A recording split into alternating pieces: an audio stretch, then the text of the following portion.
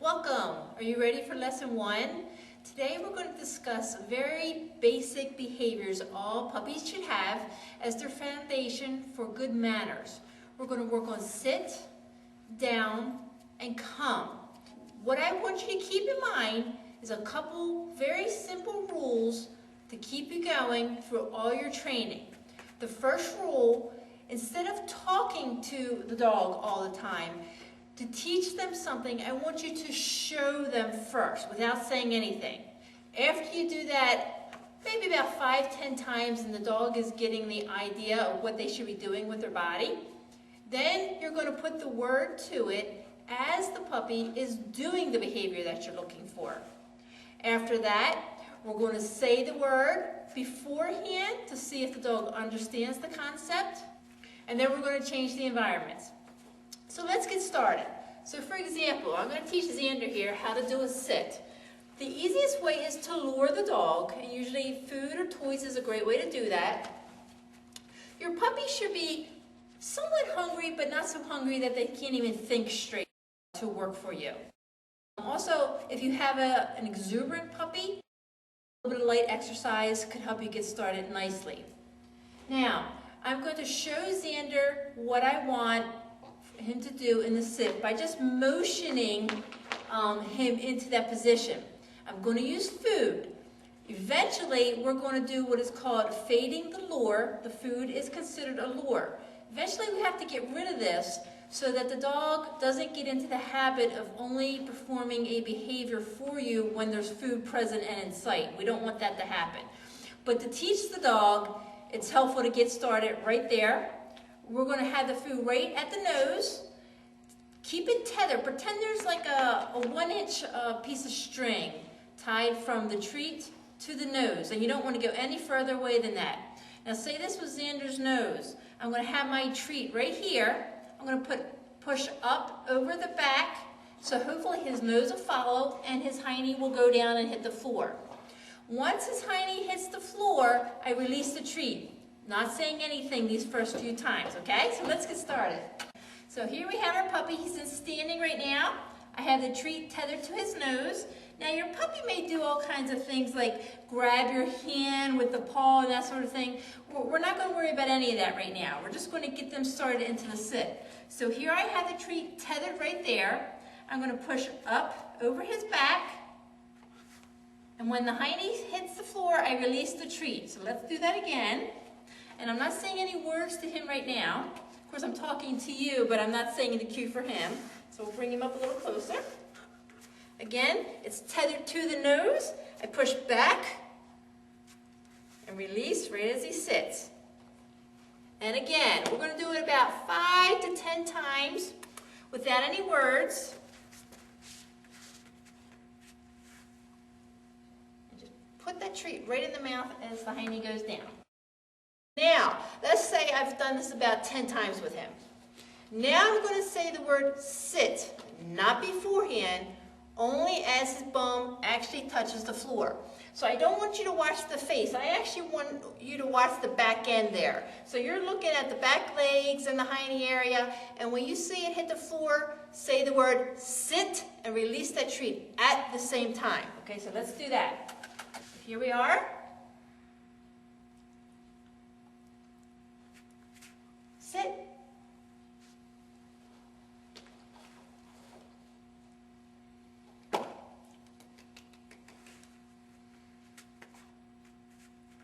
Sit.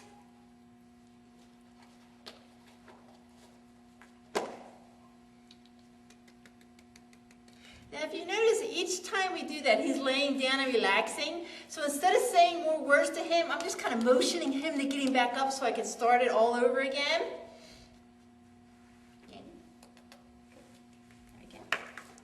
And he's a lazy puppy, so I have to keep encouraging him to get up. There we go. Sit. Good job. Good job. So now what I'm going to do, let's say we've done that about 10 times, is he's getting the idea of it. So now what I'm going to do is I'm going to add both a hand and or a verbal cue in there to get him into the idea that that's what I need you to do. Now sit is typically like this. That's going to be your sit cue. And it's actually very easy because you can put the treat in your hand. It's almost there. You can even tuck it into, thank you. You can even tuck it into your fingers like this so he can see the treat down under here, okay? And of course we have all the normal puppy biting and all this here. Another thing I want you to keep in mind is when you're teaching your puppy, yeah, we absolutely want to work on bite inhibition, but I'm not doing that now. So I'm not going to correct my puppy or do anything else because I'm just working on sit. So in order to keep him from biting me while I'm speaking to you, I'm just taking his mouth off, redirecting him, pushing him the other way so he can see something else. You can even toss a treat on the floor to redirect him until you're set up and ready to go again. Good job. All right, so now let's add the hand signal for sit and the cue at the same time. So I get him back into the stand position. I have it right there. And if he jumps up, you just start over, sit. Now that time my hand was a little further back, but that's only because he backed up a little. But I want to make sure he still gets the reward. It's just as important, even if it's not perfect.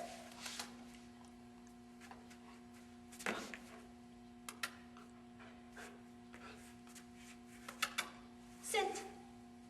Good, just like that. And practice that several times. As you can see, he's a little jumpy, he's a little wound up, right? So what I'm going to do is I'm going to take a quick break and I'm going to go get a toy so I'm not battling all this puppy biting and stuff, okay? Because obviously he needs a little mental break. So I'm going to go grab a toy, play with him, and we'll be right back to work on some downs. Okay.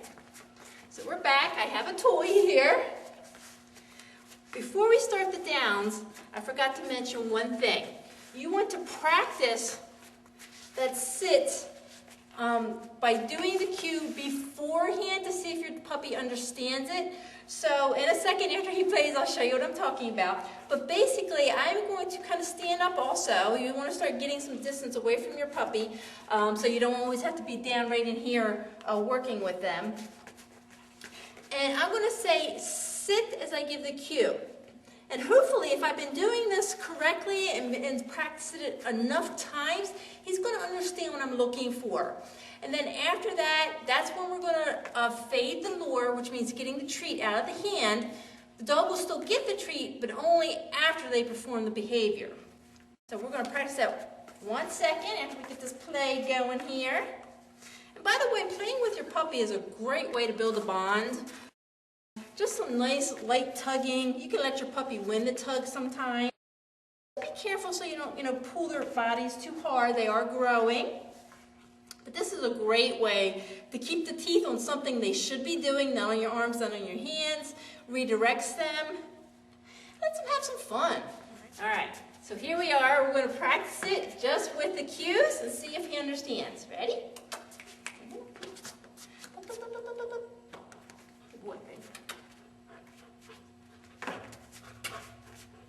Sit. Okay. Now, as you saw, I had a little jump in there. So again, I said nothing about that because I wasn't worried about it right now. I'm just working on the sit. Okay, we'll work on the other stuff later. So let's try that again. Get his attention. Sit.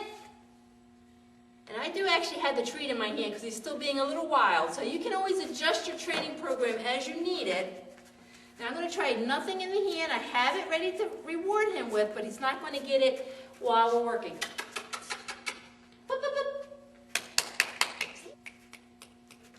Sit. Yes, good job. Good boy. All right. So he did it really nicely that time. I said the word first. He did the behavior. I rewarded with a treat. I had nothing in my hand as I was showing him the cue.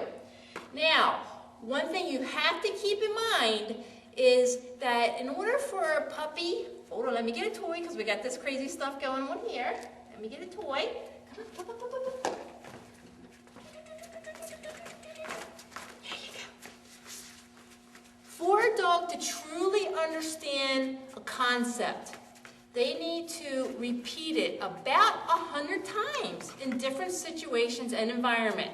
Now, an environment means change of scenery or change of person.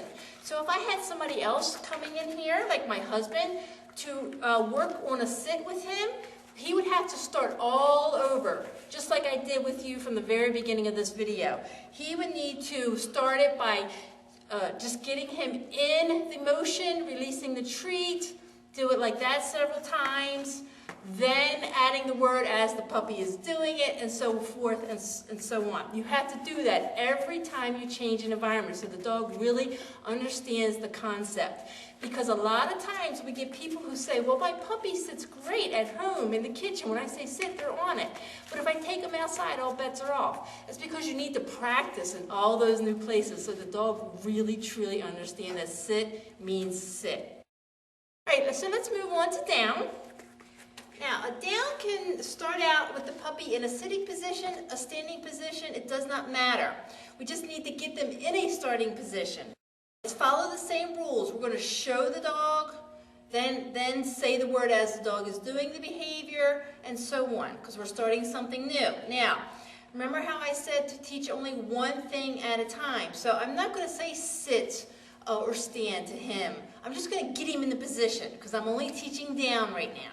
So here he's in a sit right now. I got the treat. I'm going to tether to that nose. I'm going to go straight down to the floor, keep it close into the shoulders, and release the treat as he goes down.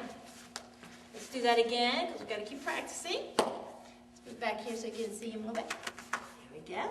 So right now, we're going to try it from a standing position. I have the treat tethered, pushing in, and release it when I see an elbow or back leg go down. So let's pretend we practiced that with no words. About 5 to 10 times. Now I'm going to say down when I see an elbow or chest start. It doesn't have to be perfection to start. One little elbow hitting that floor counts. So, oh, good job. I'm going to just give it to him because he did the behavior. We're just going to give it a freebie. So let's get him back up. All right, now here we go. Tethered to the nose, straight down, and release. Good. Down. Get him back up just by motioning him into a up position. Down. Good.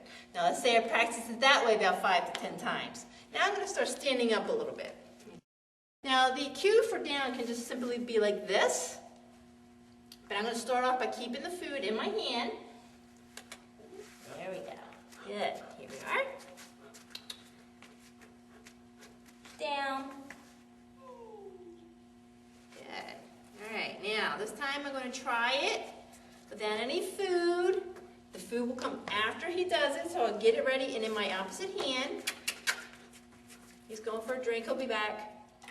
And the reason I don't want you to say sit or stand to start, and you should try the down from either position, is because sometimes you might want the dog to go from a down to a stand or a down from a sit. Like say you were doing agility work, and you sent the dog onto the agility table. If you can do a fast down from a standing position, you're counting off your seconds. Down. Good job. Okay, we'll do that again. Treat is in the opposite hand. And I know you can't see my head, but that's okay. It's not important. Bring it over to me. Down. Yes, good job. Another important thing I want you to remember is to not repeat your commands. So say you thought your dog really understood the concept and you said down, and your dog swipes at you, does all this other stuff. Don't repeat. Wait them out, let them think. If they still seem like they're not getting the concept, take a breather for a couple seconds, walk away, come back and do it again. But if you get into the habit of repeating those cues, your dog is like, well, I think I can wait till she says it about 5 times before I actually do it. And that we don't want. All right. So let's work on comes next. This is actually a very fun thing to do with your dog because it involves play. And so often, the comment from people is that my dog does not have a reliable recall. A couple things can happen. Either you expected too much from your dog too soon, you've asked them to come to you from too far away without actually practicing the behavior, you didn't include play with it, or you yelled at your dog when you asked them to come. So all that can be contributing factors. So the concept with teaching a nice, reliable recall, which is the come, is to start off with play. Make sure you have it set up so that you can control the fact that your dog might actually come to you. If you can't control the environment, your dog has the opportunity to go, oh, something over there, let me go check it out, while they were coming towards you. That we don't want. So in order to control the environment, there's a couple things you can do. Use a small room in your home, like a bathroom, nice and narrow so there's not too many distractions from side to side. Put a leash on your dog. One thing I want you to keep in mind, hold on, let me get a toy. Get your toy, let's get a toy, come on. Good job, good job. Teaching the recall is to only say the word come when your dog is actively looking at you, engaged, and running towards you with no chance of failure on your part, meaning the dog doesn't get distracted and go from side to side. So we're going to use, instead of food, because he's really enjoying this toy, I'm going to use this. Very simple. I'm going to start close in. I'm going to have the toy. Now, I'm going to bend down. I'm going to be very animated. I'm going to back up. So it's fun. It looks fun to the dog, and the chances of him coming toward me are pretty good. So once I think I have that all set up, I'm going to say come as he's running to me, and then release the toy when he gets there, okay? So we'll practice that a few times. When you're teaching the dog come, this is one of those times where you can actually use the word as the dog is doing it instead of practicing it one thing at a time like I explained earlier, because the dog is actively engaged in the behavior. So we can go ahead and throw that word right in there. All right, so let's get him up. Now, I'm going to start him back here. And again, there's jumping involved. I don't care about the jumping because I'm only working on come. So he sees the toy. He wants the toy. Now, I'm going to back up. Come. Give him the toy. Play a little bit. Good job. Good job. And again. And take it.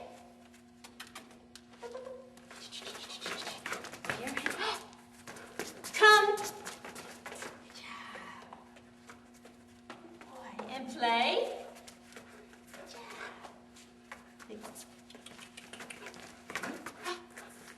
Come.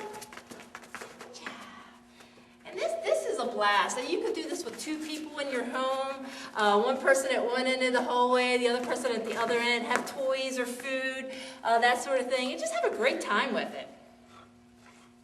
Then as your puppy gets good at it, you can start extending the length and whatnot. Now, the next thing, very, very important, is collar grabs.